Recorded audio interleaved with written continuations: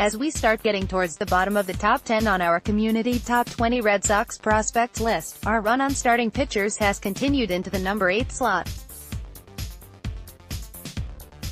This latest vote, another runaway, gives us our 4th consecutive pitcher after starting the list with 3 position players in the top 4 slots. This time, the vote went in favor of Bryan Mata, who took 21 out of 35 votes, 60%.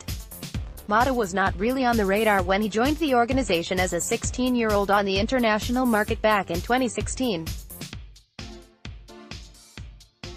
The Venezuelan wasn't a big-time July 2 signing, instead receiving a modest $25,000 signing in January of that year. He got right into pitching that year, however, making his debut in the Dominican Summer League in 2016. Eyes were opened right away from his performance. Despite his age and lack of experience as a professional, the then 17-year-old made 14 starts in the DSL for a total of 61 innings, finishing the season with a 2.80 ERA, 61 strikeouts and only 19 walks. That was enough for the righty to be aggressively promoted to Greenville for his full season debut the following season, and he again didn't look overmatched. Now 18 years old, Mata pitched to a 3.74 ERA over 17 starts and 77 innings in A-ball with 74 strikeouts and 26 walks. There wasn't ace potential here, but for an organization that has struggled so mightily in developing starting pitching, having someone so young and successful in the organization was certainly intriguing. All of this made him a must-follow in the farm system heading into 2018.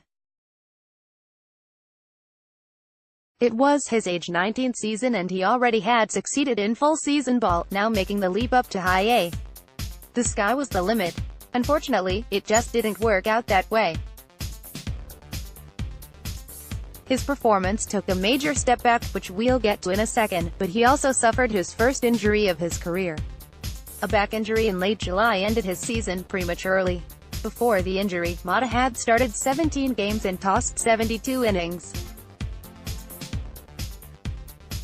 His 3.50 ERA over that time looks pretty good and may speak to some ability to get out of trouble, but concerning was that he struck out 61 and walked a whopping 58 batters. That's over 7 walks per 9 innings. Yikes. Obviously, his stock has fallen quite a bit from that, but many scouts are quite as worried about that horrendous walk rate as you may think. You can't totally write off the struggles, but Mata came into the 2018 season looking like a new man, adding weight and muscle to be built more like a starting pitcher. It was a good development to see, but it also understandably messed with him mechanically. Some believe as he becomes more comfortable in his body, the command will improve. That development with the body helped his fastball play up significantly. Whereas he used to sit in the high 80s or low 90s, but he now got up to 92 to 95 and sometimes even a little higher. The command needs work, but the basic components of a good fastball are there. He also pairs that with a good changeup and a solid curveball, giving him a solid 3-pitch mix. If you can figure out the control and command issues, he's the type of pitcher that can stick in the rotation long-term. That's a rarity in the Red Sox system.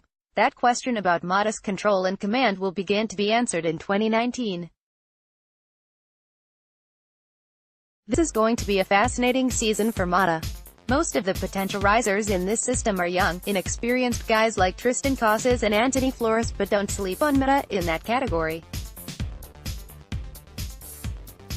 He turns 20 in early May, and if he can get his walk rate back to a normal level while maintaining the velocity gains with the fastball, his stock will rise considerably. It's a lot easier said than done, of course, but the possibility is there.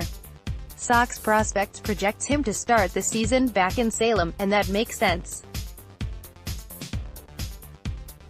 Allow him to repeat a level at which he struggled and hopefully gain more confidence, opening up the possibility for a promotion to Portland around the draft. Here is our list so far. Now, you can head down into the comments and vote for the number 9.